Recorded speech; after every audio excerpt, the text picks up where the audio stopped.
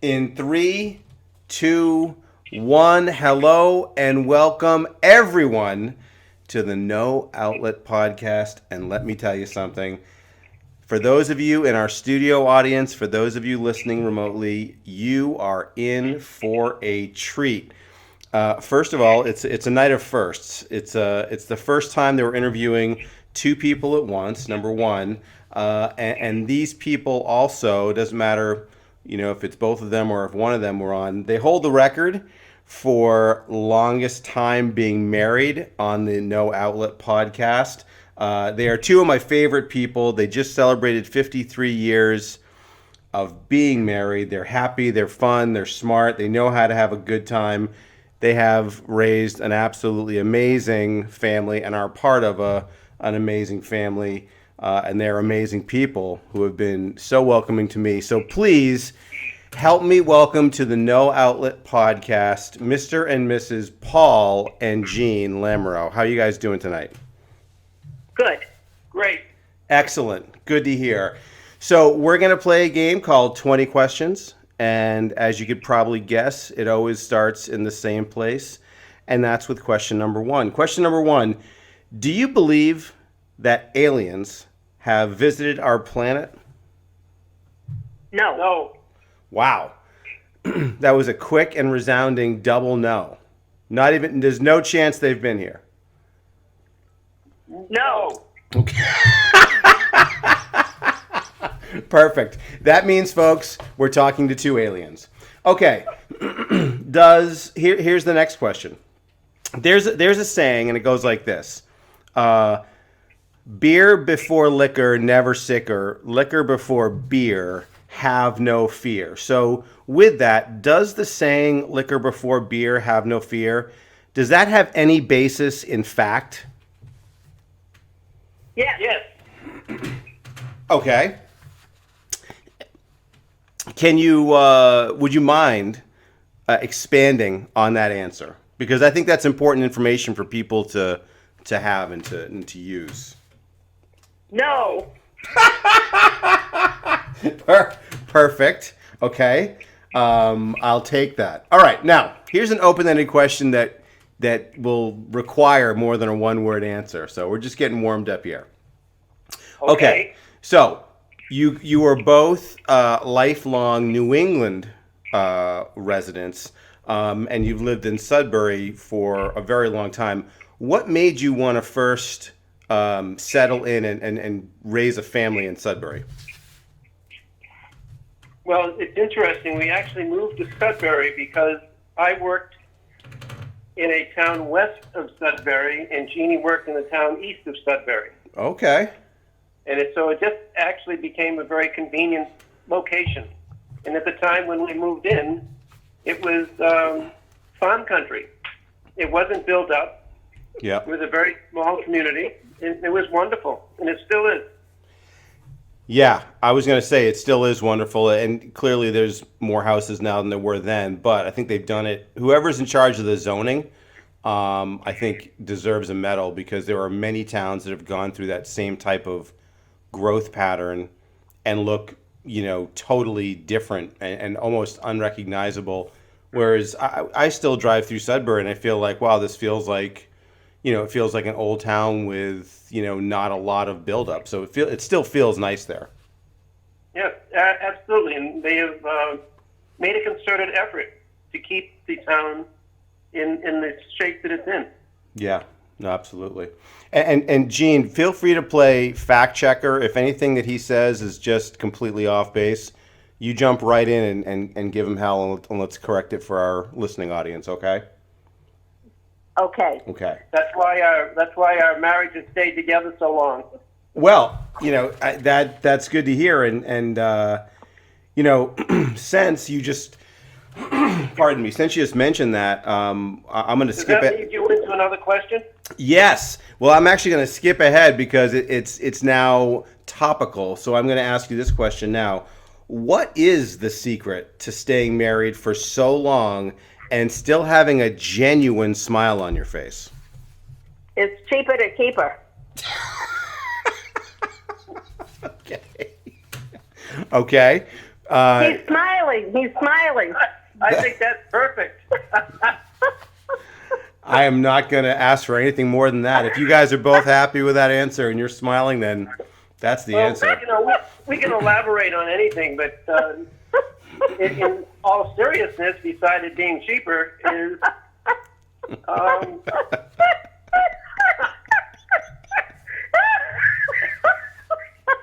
actually a little antidote, a little notice there. That my wife thought it was 54 years.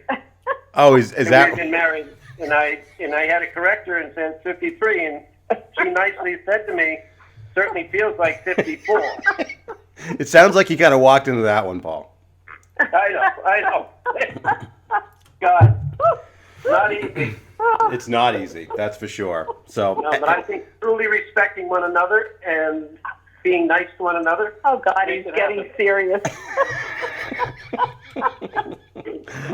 you know what? I made a note of that. I appreciate that extra answer, Paul. Thank you. Okay. You're very welcome. Thank you. Now, you folks, like I mentioned earlier, you've raised an amazing family. They're all doing very well, healthy, happy, much in the same, spirit that you guys live life. Was the plan to was it always to have 3 kids? And do you ever wish you had less than 3? He never planned anything. And like our grandson Matthew tells us, we had sex 3 times. That's right. Well, hey, he can add, which is good. Yeah, right. Right. But I think, as Jimmy said, we never planned anything. It just happened, and we were delighted with what happened. That's great. Well, and I'll tell you what, that not planning is something that happens less and less nowadays. With people that are trying to start a family, it's like we have to make sure we have this kid first and then you can check the gender beforehand, and a lot more planning now than there used to be, I think. Oh, absolutely. Yeah. I think you're absolutely right. We did none of that. And the first baby that was born was Todd, Mm-hmm. and Paul wasn't even allowed into the hospital at that time. Oh my The second God. baby that was born was Nicole, and he was allowed into the waiting room and not into the Delivery room. Oh, and my the third goodness. child, Andrea, he was allowed to be in the delivery room, right? Wow. No, Yeah, that's no, right. in the waiting room. No, in the delivery room. In the delivery room. And he chose not to do that. Oh, No. Paul, that ended up in a different place than I thought it was going to. Were you in the delivery room? Yes, You I were? was. Yes, I That was there. you? That was me. Oh, I thought that was somebody else. No, I can distinctly remember saying to you to breathe. Oh, that's right. That's right. And you said, shut up. Oh, that is just Stop perfect. talking to me. Oh my goodness. Well, thank you, and thank you for clarifying. And it's amazing how things change from first kid to third kid.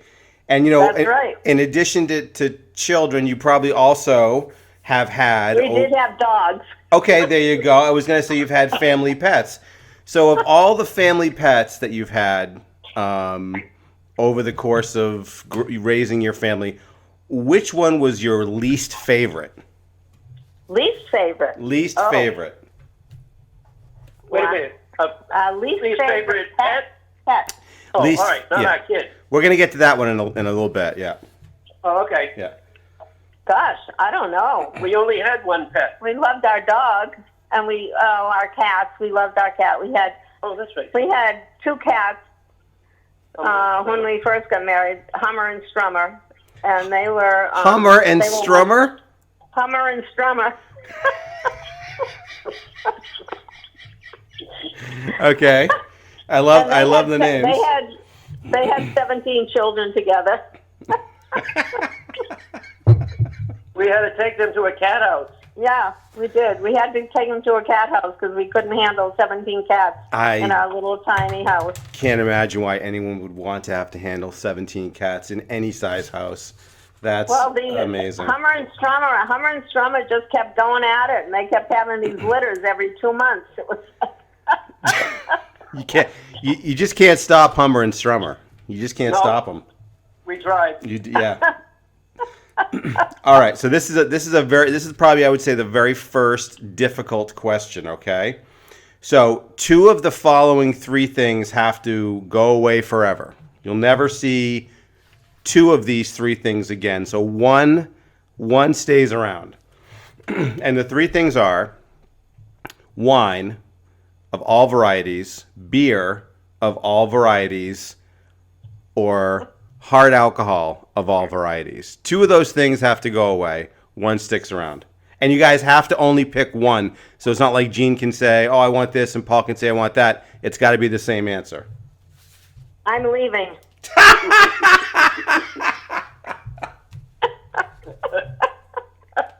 He can choose. I Okay. think that means I'm sticking around. Oh, it does. Okay. Okay, we'll be serious. Wine can stay. Yeah. Now, Paul, do you agree with that? Yes, I do. Yeah, that's a no-brainer. I think at the end of the day... No, it's not a no-brainer. He's just a whiner. I stand corrected. It's not a no-brainer. You're just a whiner. I like that too. You think this marriage has been easy?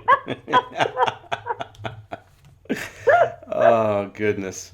Okay, so here's the question specifically for Gene. So, Gene, you just recently retired. You were in nutrition, the nutrition field. And I guess from the time that you were in the nutrition field for, I want to say, if I get this wrong, over 25 years, right? Or close to 25 years? 33. 33. Okay, so in those 33 years from the year number 1 to the last year, what was the biggest difference in how nutrition was viewed and obviously in how it was then given to a patient to use compared to the way it is now? Oh, God. I put them all on the keto diet. Okay. That's what you would have done? No, I will do it today. Okay. And the keto diet was obviously not even a thought back 33 years ago. Only for children that had epilepsy. Wait a minute, is that right? That's correct. It's 1929. It was developed for children that had epilepsy. Holy moly, I did not know I that. know. So all these people that are doing keto diets, I just hope they don't have epilepsy. And I think if they do it, they might end up with it. I don't know. Who knows? Who knows?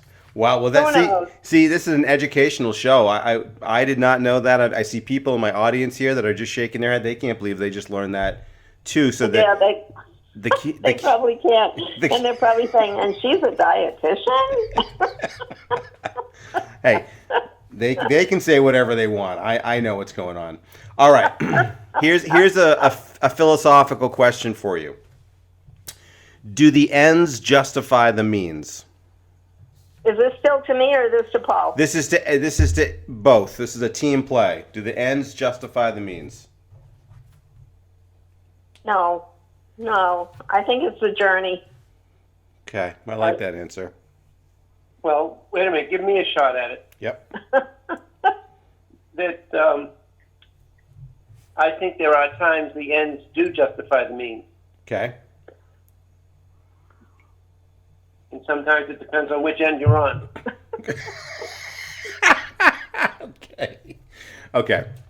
So, and I will. That's kind of, you guys got to keep half of the answer that I get from everybody, which is ultimately most people boil it down and say, in a general sense, no. The ends don't justify the means, and to use Gene's term, it's a lot of it is the journey. However, there are certain very specific situations that it's hard for people to imagine not having the ends justify the means. But they're so hypothetical and they're so outlandish and they're just not based in reality that most people end up coming back to the first answer, which is no, they don't. So that seems to be a universal answer so far. All right. So That's interesting. Thank you for sharing that. yeah, absolutely.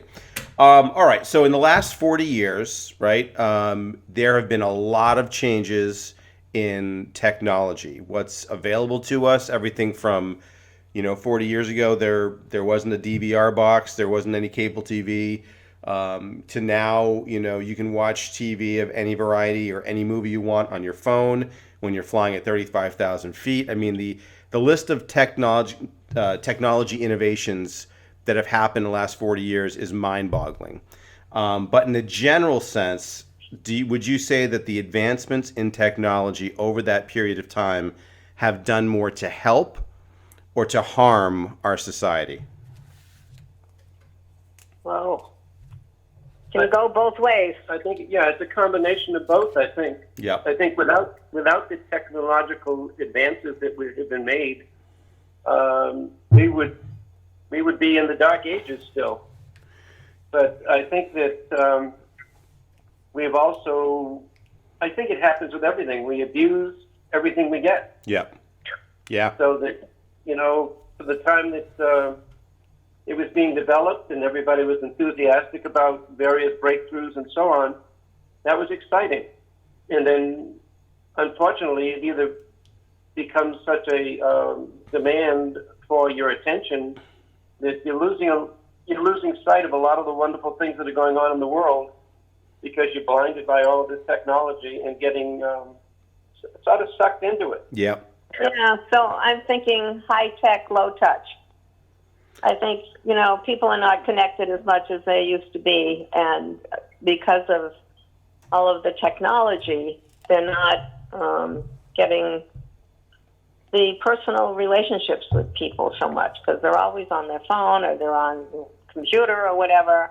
So I think high tech means low touch. Yeah. And I think we need more touch. More touch. More Hummer and Strummer. Bring them back. More Hummer and Strummer, right. Okay. So. Good. That's great to bring all that stuff back in. Oh, well, you're giving me good material to work with here. All right. So there are a number of people out there in our society that are very safety conscious and are always looking to protect, the people that they love. And I think that's a great skill to have. My specific question is, why does Bombay Sapphire Gin get a bad rap from some of these safety enthusiasts? You mean, are you talking about Safety Sue? Well, I mean, Safety Sue is certainly on the list of people that is worried about the intake of Bombay Sapphire, but I'd have to say she's probably not alone. Well, I think I have probably given a good reason to feel that way. Okay. I think that if you're influenced by alcohol, and if it's Bombay Sapphire, and it's not something that is a pleasure for your fellow mankind to enjoy with you, with you acting very bizarre or being absolutely, I can't use that word. You can use any word. Can I use any word? You can use any word. Absolutely souse. Yep. Okay. Sure. And then it's embarrassing. And it's embarrassing for you as the individual, but embarrassing for the people that are around you that really love you and care about you. Yep. Yeah. That's, you know what? Everybody's been there, and I think that's the right answer. It comes down to a place of care, right? Caring about the other person. So that's why. All right. Good answer. Exactly. Yeah. Okay, so let's say you guys are driving down the highway, right? And you see a boat's being towed, and and you're behind it, so you can see the name of the boat. Now, let's say you saw a boat on the highway, and the name was the Brash One. Now, what might you conclude about the owner of that boat? He lost the presidency. He didn't get voted back in. Right. I would say that person that owns that boat is very sophisticated. Okay. And one who really wants to show people that he doesn't want to share the water with anyone. Okay. Yep. So you have to realize that when he bought that boat for $3,000 Yep. 32 years ago, it's not a good idea to change, and it came as the brash one. It's not, you don't change the name of a boat because it's bad luck. That's bad luck. That's right. I've heard that. Right. Yeah. So that's why it still is the brash one, because we don't want any bad luck out there on the water. Not only do you not want bad luck on the water, but I got to tell you, imagine if you had changed it to some, boring vanilla name. You wouldn't have all these years of laughing about the name of your boat being the brash one. I mean, to me, that's part of the fun of having that boat, is having the name that you're stuck with, that you might not have picked. People always said to me, "How come you named it the brash one?" I said, "I didn't." Did not. Okay, so here's a question specifically for Paul. So, Paul, our audience might not realize this, but you have been in and around an education as an educator for many, many years, recently retired. But part of what you were doing in there, you taught and you still continue to teach sixth graders ballroom dancing, but really it's about etiquette, manners. There is obviously some dancing that you're learning, but there's a lot more to it that you're teaching. And you've been doing that for, I want to say that's been happening for at least, is that 38 years? Is that right? Since he was 16. Good Lord. So, and he's 79. Okay. So there's the math. Do the math. There's the math. I'm going to let people do that math on their own. So the question I have for you is, how many sixth graders have you taught, an estimate, in that period of time? Oh my God. Oh, I don't know. Thousands. God. Thousands, that's right. 20 or 30,000. That, to me, I think that is just such a remarkable feat, to be influencing that many kids in that way. I think that I've told you this story before, but I was up in a very remote part of, well, I guess it's not that remote, past Booth Bay Harbor, and we're hanging out with some friends, and Nicole was with me, and we were talking, and sure enough, my friend's wife had taken a class in Southborough from you. Really? Yeah, and that's not the only time it's happened. There have been a number of times where it's like, didn't your dad teach ballroom? So it's just an amazing gift that you've been able to be a part of those people's lives and show them something, that I think is fairly. I think it's lacking. I'm going to say it's lacking in general. Just how to be a polite person, how to have proper etiquette, manners. And you think about it, there's really no better way to teach that than an environment like the one that you're teaching. I agree with you.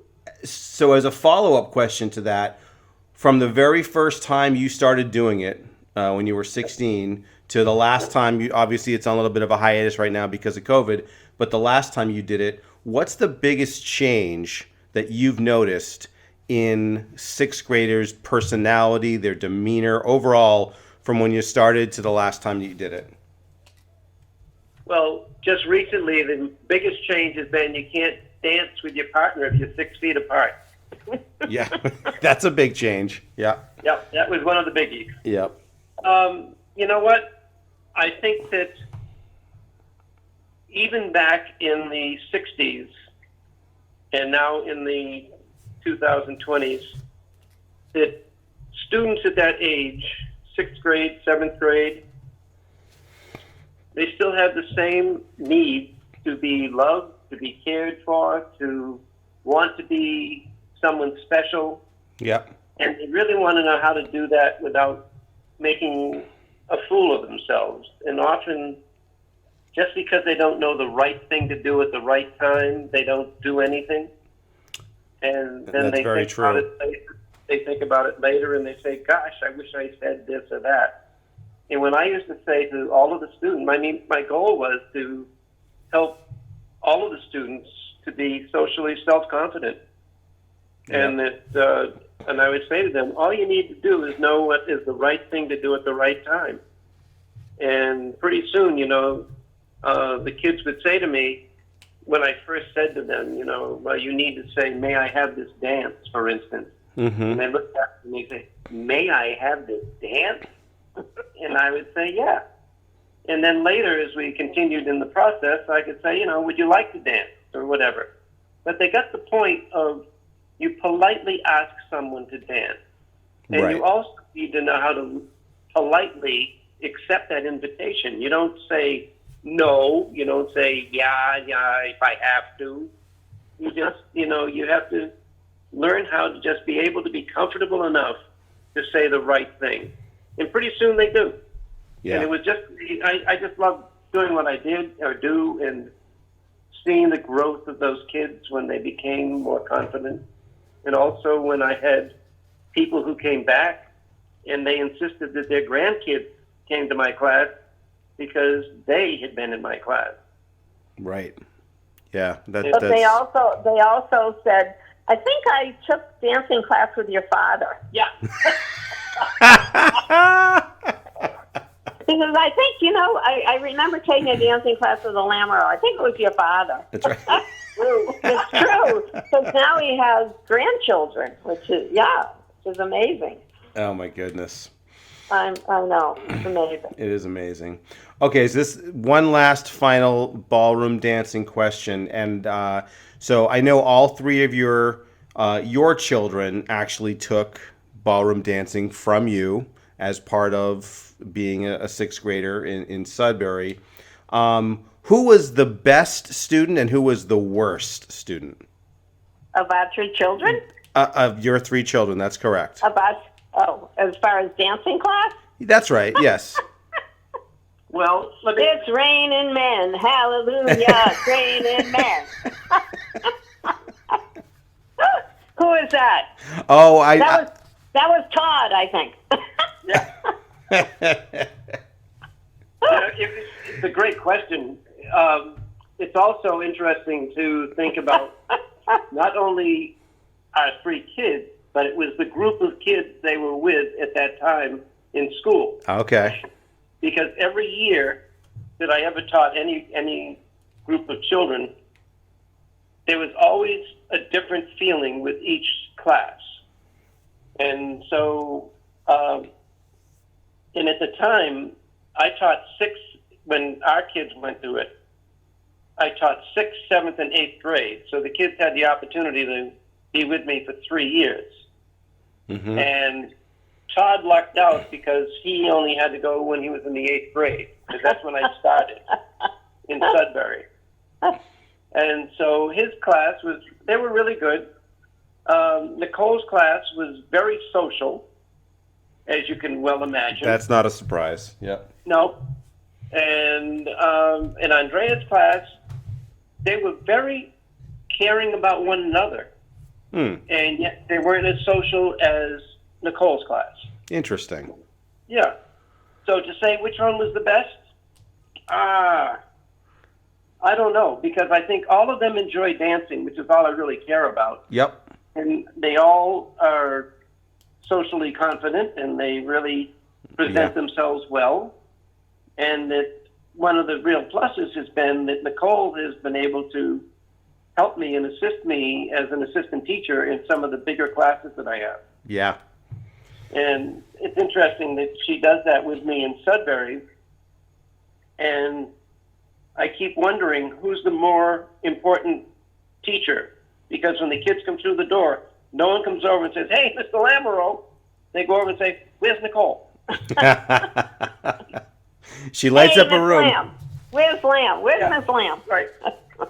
So anyway, to answer your question, I don't think any one of them is better than the other at the moment. Well, Now, maybe as they mature, they'll become spectacular dancers. That's asking a lot.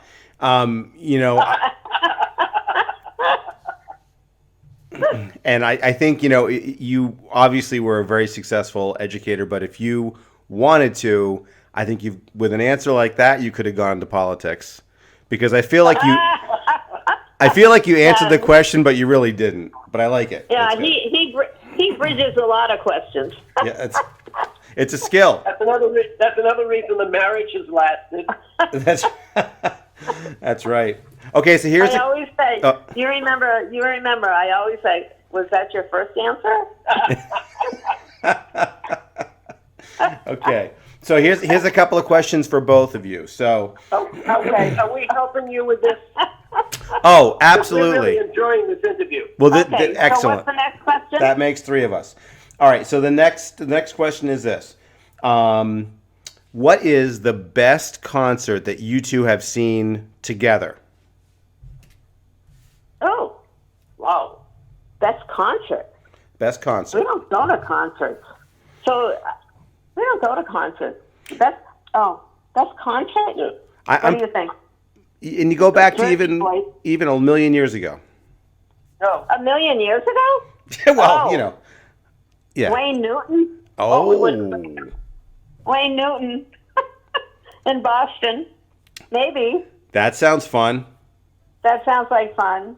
But the most fun I think we had was Jersey Boys in Las Vegas. Yep, that's true. Oh, that's an incredible show. Oh, it was amazing. Yeah. It was- And when Wayne Newton was playing in Boston, I thought I was going to be the guy for Jeannie and her friend Kathy. We were there with another couple, and Wayne Newton was walking off the stage and coming up the stairs, and I said to Wayne, how about a picture with my girlfriend and her friend? And he said, yeah, hurry up, make it fast. Charmer. Yeah, we were 20. He was like 18, and we were 23. Wow. Oh, and I have my picture of him with Wayne Newton. If you ever want to see it, I've got it. I would love to see that. That's awesome. Oh, it's a fabulous picture. There you go. There you go. Yeah. So, but I would think I can't say, we didn't go to a lot of concerts, so I would say that. I wish I'd gone to Elvis Presley, but we never did. Well, Now, you guys did go see Melissa Manchester in Canada, didn't you? That sounds like a fun show. oh, that's But right. you know what? That was Nicole's favorite, not ours. Okay. Fair enough. Well, that was also to keep a happy marriage and a happy family. That's right. That was Melissa Manchester. That was in Canada, but Right. that was we were trying to entertain our children. I see. Okay, well that's good. See, I did not know that, and now I do. So see, again, we're learning stuff. Okay. Now, who out of the two of you, who would you say was a more strict and tougher disciplinarian to the children? Like, who was the one that really brought the hammer down, and the kids were like, "Oh shit, I'm more afraid of either mom or dad." Who was the tougher? Who was the bad cop in the parenting team? Well, if you could see us right now, we're both pointing to each other.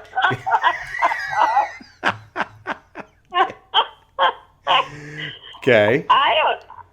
Oh boy, I don't know. I don't know. I don't know. I don't The think answer there to was that. I don't think we did a bad cop thing. I think we did consistency, Okay. so that if someone fell off the trail, we just sort of brought them back in again and said, "Don't screw up again," Yep.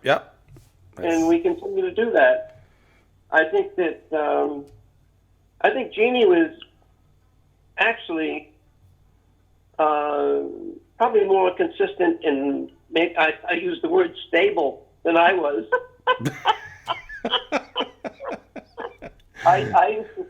I used to come home and I'm dealing with kids at school that are committing suicide, and she says Good to Lord. me, "Do you know that she didn't take her lunch to school today?" I said, "No shit." Not the biggest of your problem, right? Oh So- my gosh. Okay. Well, so then it sounds like you guys were team parenting. Nobody was the tough guy. Nobody was the nice guy. And I think that's probably the for the health of the marriage, really, probably the best path to take. That way, nobody feels like they've got to be the one that's always putting the clamp down. Well, I think at times we were both of those things. Right. That sometimes I was the bad cop, sometimes he was the bad cop, sometimes Right. but we understood where it was coming from all the time. Sure. But I also think that the lack of consistency sets the kids up too, because they're going to go to the one that's going to cave all the time, Right. and you don't want that, and you don't want to play that game because you are setting your kids up for failure, as far as I'm concerned, and it's setting up your relationship with your spouse to be challenging all the time. Right. If you end up with a conflict, you talk it out. You figure it out, right? Right. And if you can't figure it out, well, now you stay because it's cheaper. Cheaper to keep her. You've always got that as a baseline, right? So it's always there. Okay. Now, here's a question. Does it make you sad that one of your children has never seen the movie It's a Wonderful Life? Does it make me sad? Yes, does it make you sad?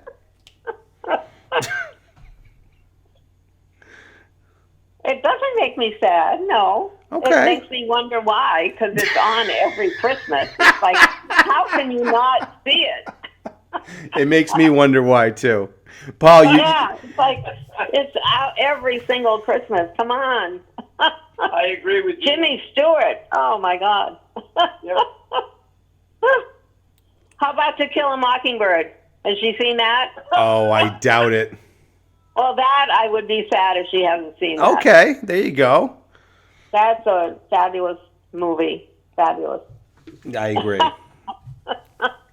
And that movie, I mean, obviously it's a very famous book as well, but I feel like that movie was one of the better representations of a written story that was turned into a movie. It felt like they didn't really. Nowadays, if you take a story and you turn it into a movie, it's like 30% of it's different by the time it gets to be a movie. Right. Right. And that one seemed to stay true to the story, which was nice. Well, that's true. Well, Harper Lee, who wrote the book, she was there when they did the movie, and she made sure that was very authentic. Good for her. It worked. Yeah, good for her is right. Okay, so here's a question just for Jean. Boy. So again, Jean, you were a nutrition expert for a long time. I understand that growing up there weren't a lot of you guys didn't go out to get takeout or drive through food. It was always home cooked meals, and so you were kind of way ahead of the health craze that is around today. But everybody's got their vices, right? So for you specifically, what is your Mount Rushmore of food or drink vices? So it could be anything. It could be chocolate, chips. It could be potatoes. Potatoes. In any form. Okay. Mashed, baked, boiled, whipped, chipped, fried, any kind of potatoes. Chipped. I like that one. Okay. Potato chips, right? Oh yeah, absolutely. No, I'm with you. That would be my one thing that I really need to control myself with and just limit my intake, because I could eat potato chips every day or French fries every day in my life. Oh. But I don't. Yeah. Because I know that's not good for me. That's right. Is there a better potato chip than Lay's original potato chip? Oh God, Lay's are the worst. What? Okay. You gotta go with Cape Cod. Really? Something the ingredients should say potatoes, some kind of oil, and salt. That's it. Okay, and that's what it says on Cape Cod? That is a good potato chip. That is excellent to know. I always... You don't want something that's got 25 different ingredients and artificial colors, artificial flavors, whatever, like Pringles and all that stuff. Not good, processed food. Even though chips are a processed food, but still, the less processing, the better.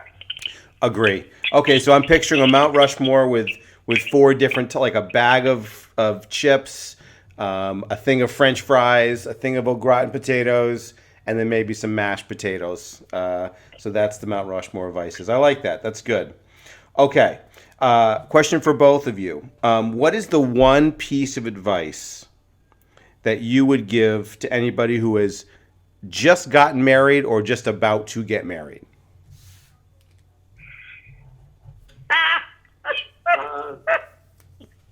Shut up and smile.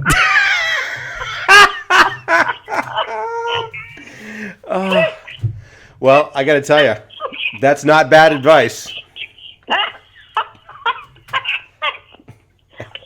It's not bad advice. Oh my gosh. Oh, that is great. Okay, now. But you want to go into that deeper? No, that's enough. I think that's a home run of an answer right there. Doesn't get any better than that. Okay, now, on a scale of 1 to 10, with 1 being bad, 10 being great, how good of an idea is it to bring 3 young children to Tijuana for a field trip? Well, for us it was a 10.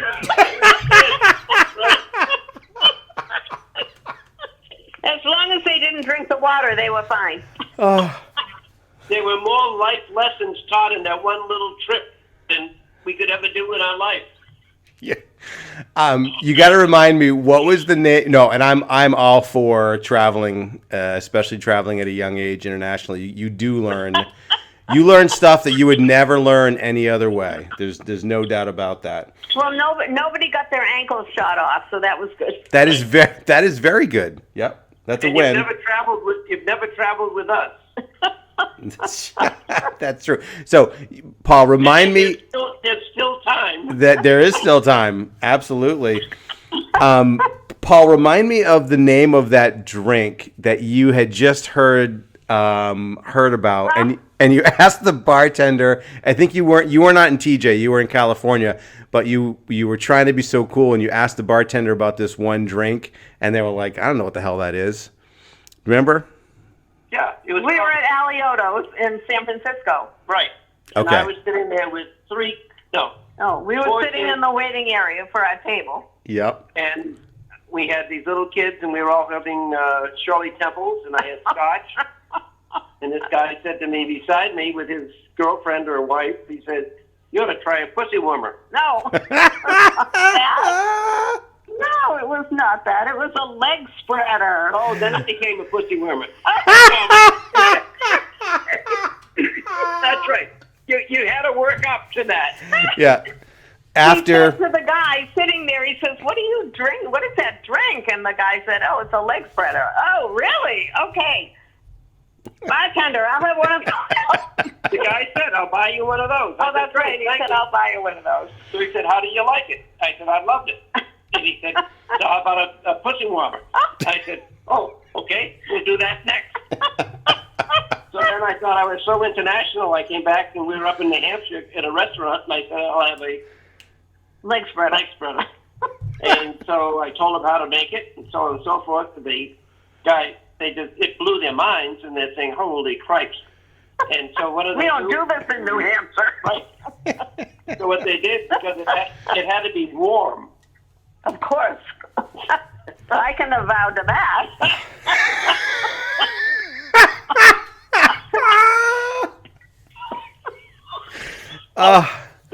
So what they did was, I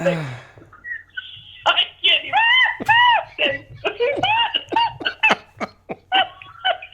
They put it in the microwave, and they handed it to me. It almost burned the skin off my hand.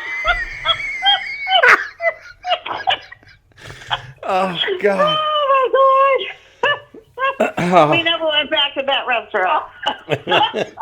Yeah, that's a one and done. Oh God, that's funny. Oh my gosh. Oh, Love it. yeah. Oh my goodness, that's the best. Okay, now, is there any truth to the rumor No. that Steve?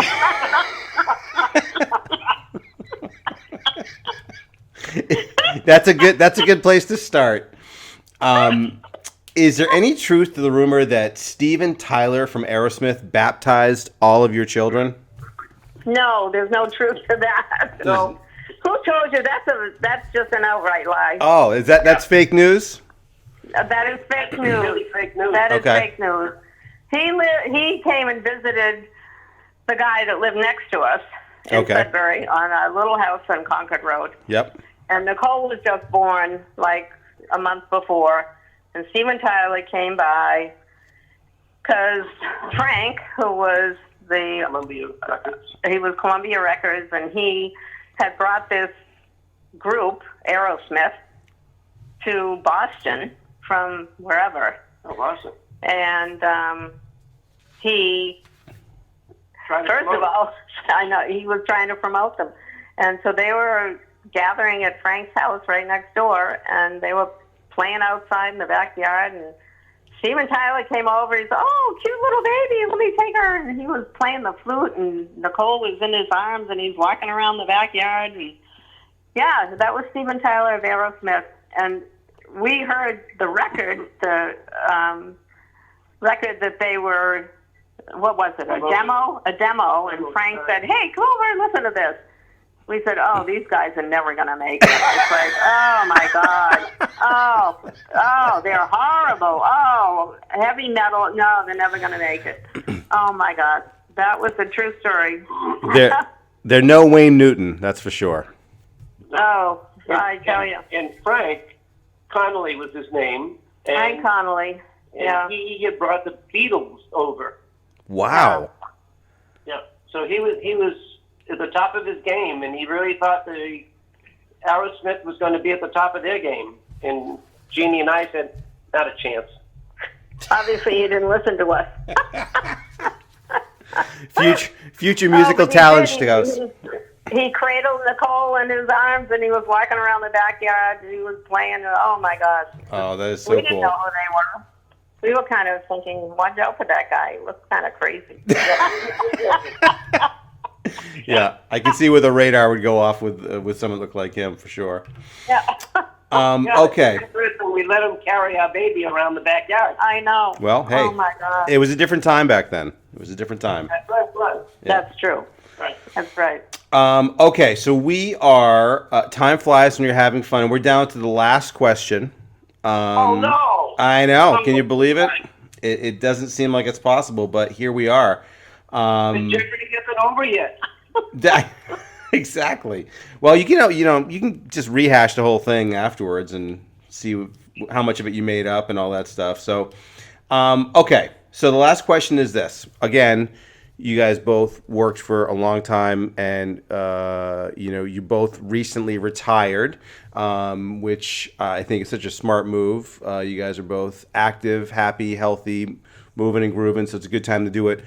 And now that you've both done it, what's the most surprising part about being retired? The part that you didn't really, think was going to be the case, or maybe something that's a little bit more the case than maybe what you might have imagined. Okay, so here's a surprise for you. Uh-oh. Paul's retired since 2000. Oh, yeah, but he doesn't really stop. Like, he kept doing... Well, he's up and down a ladder, and he's all over the place, right? Plus, Here and there. I'm just... Okay. And by the way, Yeah. and maybe if we want to go back to when he retired, maybe he's got a different thing that's surprising to him. I was just trying to make you guys a team, Gene. That's all. Just trying to bring you together as a team. Nice try. I know. I like it. It's an effort. It's an effort. These are those things that you work through in a marriage.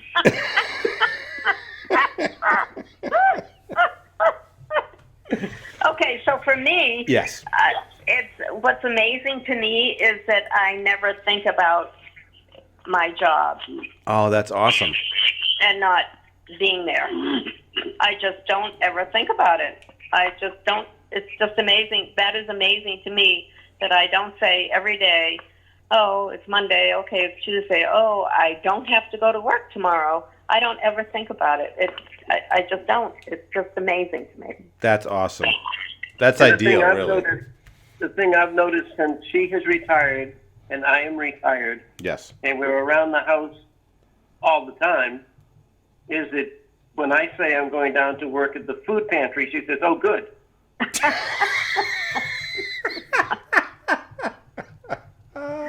Right. Where else can you go on your way to the food pantry? Take your time. Oh, I love it.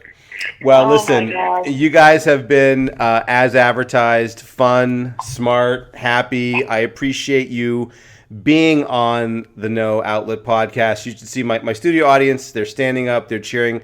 You're getting a standing ovation. I really do appreciate you taking time out. It went longer than it normally does, but you guys have some good things to share. So, again, thank you for being on the show, and I hope you guys have a tremendous evening. We thank you for having us. Thank you Absolutely. so much. All right. Take care, guys. Good talking to you. Bye-bye. Bye-bye. All right, bye.